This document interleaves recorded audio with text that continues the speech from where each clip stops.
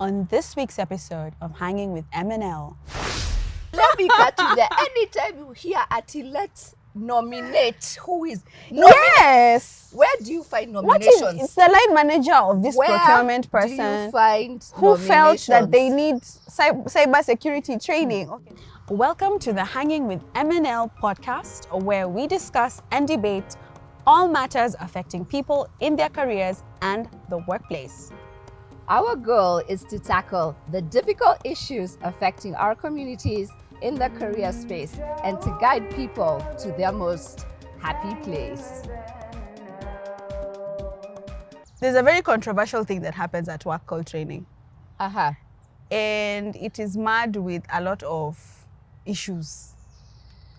I personally think workplace training is very cool and important, but you seem to think that it isn't. Why? Why do you think it's a hoax?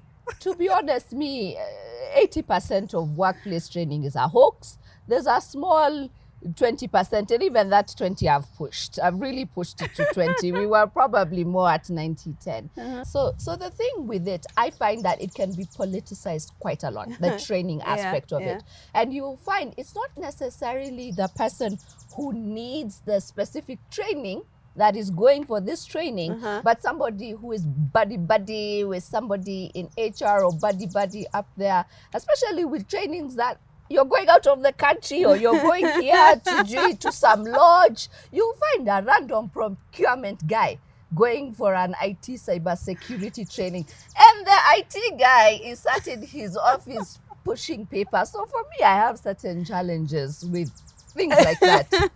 Well, it's not a perfect world, because there has to be some level of discrimination when it comes to distributing resources Let me cut you there. Anytime you hear Ati, let's nominate, who is Yes! Where do you find nominations? It's the line manager of this procurement Where do you person find who felt that nominations? they need cyber security training. Okay, that sounds Where far-fetched. do you Why do they find need nominations? it though? In politics, people who campaign are nominated into positions. When it comes to training, it should be you need this to do your job. Another thing why I think training is a hoax is because I know people who just sign up for trainings to get a break from. They've exhausted their leaders. It's usually They're tired. It's a clamor. And they're being given 2 days off, and every day they get a free pen, a paper, and a notebook. Why not? Why not sign up for this training? There are very many birds who have over time whispered to me how they just want to take a break. Yeah. Whatever is on offer, Exactly. sign me up. And then sometimes we have organizations that put a number on, you need to have, like 50 training hours. Yes. And they don't say around what. And then for you, if you don't have the 50 training hours, you fall beyond underperforming. Who came up with the 50? It has to start from somewhere. Where did the 50 Wait, come let me defend the 50 learning hours. They're called 50 learning hours. Who has decided? And the concept here is they don't exclusively have to be in a classroom training, okay? You can do it through online training. Online training is less political. But the whole point is you spread hours of learning across the year. You don't concentrate them on 1 month, but you spread them. How else are you going to become good at your job if you're not dedicating time? My question is, who decided 50 is the magic But why number? not 50? Because you know what happens?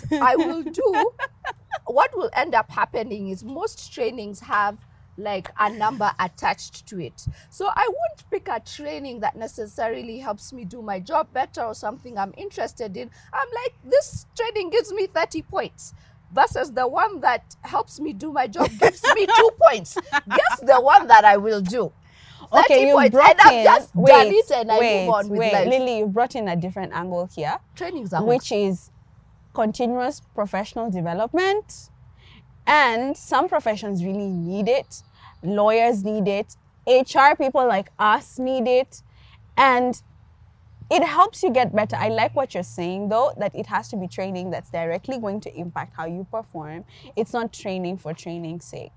But surely training can't be a hoax. It's important. You have to do 15 learning hours the whole year.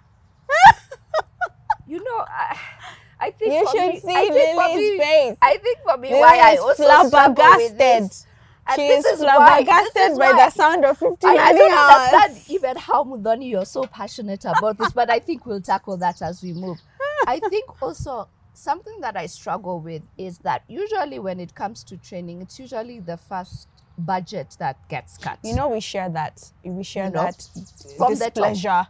From the Yeah. top. So here as HR, you know, new year, new me, we sit with people and like, guys, put together your performance development, put what trainings you want, la la la la, la la la la, here is what we can do for you. And then the time comes and we are just, the budget is cut, and then you're like, okay, since we can't And it's HR who's the bearer of the bad news. And it's not us in HR who cut the training budget. It's cut from above. yeah.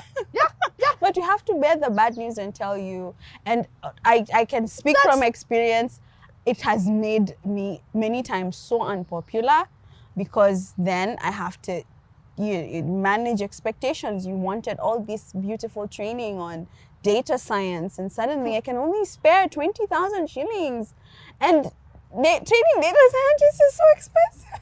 And that's the thing. It's not even that many times I find you're not even really informed. You know, you put these things on a paper, you're like, oh, you know what? I want a BMW, I want a Benz, I want you know, all these sort the of Rolls fancy. Royces of training. And then you just show up and there's like a Corolla there, and it was not even in your training plan.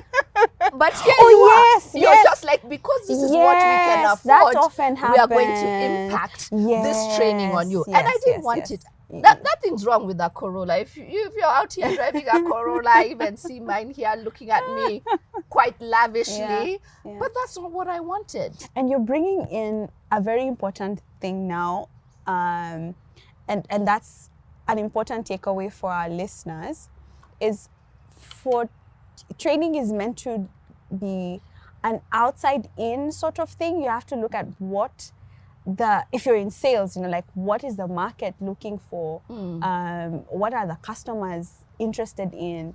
Is it your products? Is it your business etiquette type things? And then base your training on that, and let HR be in on it. If HR in wherever you are influences it, let it just not be a mindless wish list. So you're desiring this BMW. Yeah.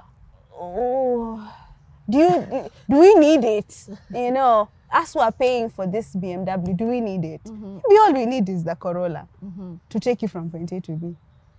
And then maybe before I'll give it back to you and you can tell me Look on why your face, why no. you think training is so fabulous. Because like I mentioned, there's a small bit of it. I think we'll touch upon it later. Yeah. Then there's the very famous one, the compliance training, where you're threatened with your job.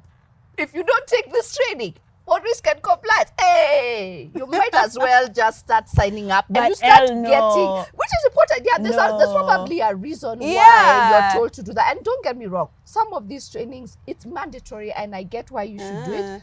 But how it's impacted. So guess what? When I'm doing that training, my objective is completion. Rather than you What if saying, there's a test? Doesn't that get you to pay oh, more trust me, attention? if my job is on the line, hey, you will pass that test. You will pass that test. So maybe that's why some I people think- associate threats of job loss to you finishing a course. So that's why I think also the way training is presented, it should be like, this is the value. These are the repercussions. Let's use like GDPR, for example. Like if you breach GDPR rules, your organization can be fined a lot of money, and you could even end up, shutting down, whatnot. these are the things you should be GDPR saying. is associated to data protection, right? Yes, these are the things. For our listeners Yes, who might not know. data yeah. protection and some Yeah. of how, Okay. what you can share, how long you can store information for Understood. what Yeah. purposes. We just don't want to lose our listeners there. Yeah, I think it's important that we just clarify that. So it's important. And there are reasons why we do it. But I think the way it's just put down our throats is like, do this or you'll be fired. And that's why I wouldn't say it's a hoax, but when people are doing these trainings, they are doing it with the fear of God in them, not with the willingness to understand why we are doing this and the importance of doing it. So are we even taking anything out of it, or we are just doing it so we don't get fired? So we just tick a box, go on holiday, free food, free stationery. Yeah. So what would it take for you to cross to the other side of thinking that workplace politics, not politics, why do we keep saying politics? Workplace training is not a hoax. What needs to happen? It's just because we did a recent episode on politics, so I think that's in your head. But and yes, for our listeners, please, we are on YouTube. We have a whole channel filled with amazing episodes about career development. So check us out on Mshauri Careers on YouTube. Like and subscribe. Okay, so it's training. All right. Why? What would it take? So now this brings me back to where we started when I told you there's a small 20%, and even that 20% is pushed, is the types of trainings that for me I found very interesting and I really like are on tools. And what do I mean by tools? I mean, like if we introduce a new system and I'll be using that system on a daily basis and I need to know how to work it, great. If let's say I need to administer certain in HR, sometimes we do psychometric testing and you need to be certified. I find that to be useful because it is relevant to my job. And so for me, those are the types of training that I'm interested to learn, because guess what? It makes my life easier. It makes my work easier. It is more the other ones that are usually shoved down our throat, or some of the fluff ones that have no association with what you're doing. No association, or maybe I have less interest in. So sometimes you'll be told, okay, there's this training on conflict management. Don't take me wrong. Conflict management is very important and very important in the workplace per se. But I'll also be very frank and open and say, like, also in your personal life, I've managed to manage my conflict in certain aspects. And so I've also managed to build these skills throughout my life in other avenues. And sitting down maybe in a classroom, having somebody send me 12 PowerPoints and stand up, do star jumps, do all these things. It's also the way the training is administered that I think sometimes can also be an issue. Make it a little, but you can make off. it interesting, and you can put in life and real life examples, because conflict management is not only just at the workplace. Hell is fixated on this conflict management. I wonder who is this who forced you to do a conflict management course? Because it has left a lasting dent on your perception of training. No. But truly, you're right. And I'm just looking at the time we have on the episode. And as we wrap up, I think another way that it can not be a hoax and cannot leave people feeling like it's one of those tick box exercises is for training to be done in two different ways. Like we have subject matter experts within the organization who are interesting and are interested in training and are really smart at facilitating, and they're creative. Figure out things that other people in the organization need to learn and ask them to be the one to teach it. And you'll find they can get really creative and they can help you upskill guys. And on the technical front, I like what you said. Yes, let's have the experts define that which they need to learn as the tools of their trade, and let them know the budget that you're working with, and help them help you as a training administrator or whatever it is that you're doing to help training, find the Corolla that works for them if you can't afford the Mercedes. Don't just impose a Corolla. Yeah. Don't you think? I absolutely agree. And I think as my parting shot, I think HR has to be cognizant that there are two types of people. There are people who actually, they love it. Every single day they'll wake up, they've signed up to a new course. We have that guy. You look at their CV, they've done 1 million courses, and for them, they love it. Then you have the people on the other side who have what you call a lower learning approach, where training is not what they breathe, eat, and sleep. So for these type of people, you need to show value. And I think this is where we would convert the people who believe in it's a hoax into now people who believe that training is beneficial. I think we can debate this topic for like a whole hour, because even there I disagree.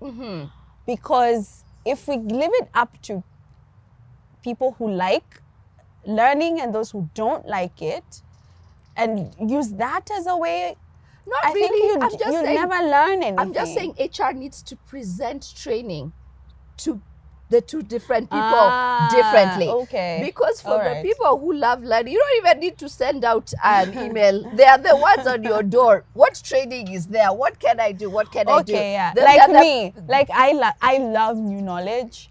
Like I've never seen a training course or anything learning related that I've ignored. Yeah, and then there are the people who see the email in their inbox. I am high learning approach. And they look down and they're like, oh my God, another thing. Or the ones, you know, that friend, you also always have to remind them, hey, by the way, you need to complete this training. Then they're the ones who completed it like as soon as it hit the inbox. Was me. Yeah. So I think that... No, I get you. Yeah. There's different ways to present training to different types of people so that it can add value. And those people stop thinking it's a hoax. So join in the conversation, guys. Find us on Twitter. Let us know what you think. Do you think Elle is making points here that really resonate with you? Do you agree with me that there are ways in which you can make training interesting, or just generally your experience with training wherever you work and what it has been like for you, you know? Our hashtag is hanging with M and L. That is hanging with M, letter M, and L, letter L. And our Twitter handle is Mshauri Careers. Until next episode, guys. Stay tuned. Bye.